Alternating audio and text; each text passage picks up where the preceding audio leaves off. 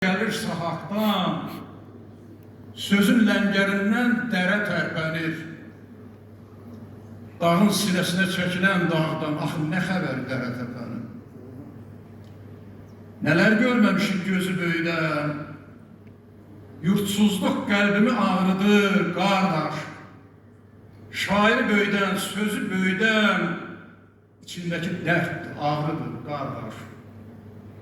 Deşir qulağımı bayağı səslər, hamı kül üfürür xalqın gözünə. Adının önündə xalq olan kəslər çıxa biləcəkmi xalqın üzünə?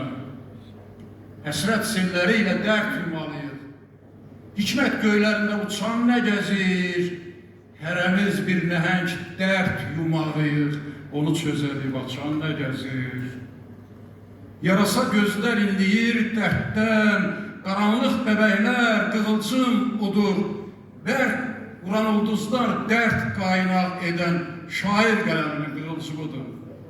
Zaman da ötmür bu namərdləri, yatan ürəkləri döyündürürük. Təzə sözümüzü köhnə dərdlərin yalın ayağına geyindiririk. Gəlmişik dərdləri söz eləməyə, ciyər para-para, qəlb cadar-cadar. Bizim ömrümüzü təzələməyə təkcə Yaradanın qüdrəti çatar. Eşq olsun.